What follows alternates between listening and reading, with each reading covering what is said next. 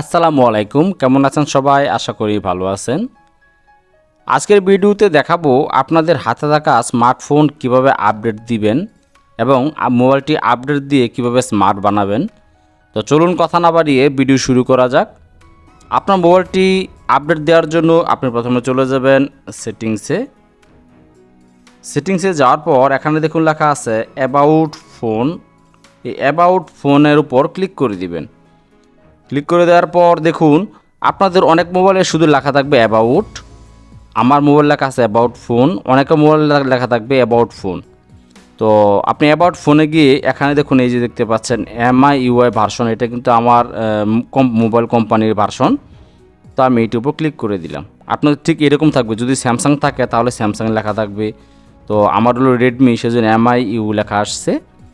তো দেখুন এখানে লেখা আছে চেক ফর আপডেট। আমি গতকালকে আপডেট দিয়েছি, তো এখানে আবার লেখা আসছে চেক ফর আপডেট। তো এখানে যদি চেক ফর আপডেটে ক্লিক করেন তাহলে কিন্তু অটোমেটিক্যালি আপডেট হয়ে যাবে।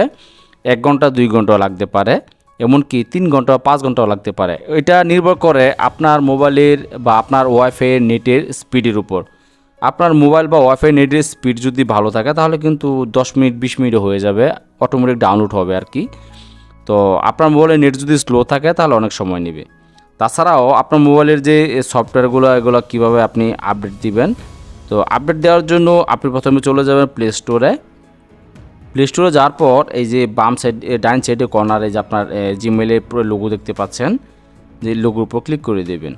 ক্লিক করে দেওয়ার পর এখানে ম্যানেজ অ্যাপস অ্যান্ড ডিভাইস নামে একটা অপশন দেখতে পাচ্ছেন, এটির উপর ক্লিক করে দিবেন। ক্লিক করে দেওয়ার পর এখানে দেখতে পাচ্ছেন আপডেট অ্যাভেলেবেল, এটির উপর ক্লিক করে দিবেন। ক্লিক করে দেওয়ার পর আপনার মোবাইলের যতগুলো সফটওয়্যার আছে সবগুলো সফটওয়্যার কিন্তু এখানে শো করবে। সবগুলো সফটওয়্যার আপনি এখানে দেখতে পারবেন।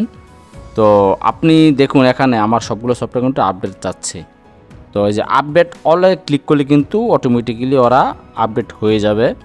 আর আপনি যদি চান যে আপনি নিজে ইচ্ছাকৃতভাবে বাছাই করে আপডেট দিবেন, সেটাও পারবেন। আপনি যদি গুগল ক্যালেন্ডার ইচ্ছা করে আপডেট দিতে চান, এখানে ক্লিক করবেন, আপডেট হয়ে যাবে, বাকিগুলো আপডেট হবে না। তো এবার চাইলে কিন্তু আপনারা আপনাদের মোবাইলের সফটওয়্যারগুলো কিন্তু সহজেই আপডেট দিতে পারবেন। তো ভিডিওটি আজ এ পর্যন্তই। ভিডিওটি দেখে যদি একটু উপকৃত হন তাহলে অবশ্যই চ্যানেলটি সাবস্ক্রাইব করে পাশে থাকবেন। ধন্যবাদ।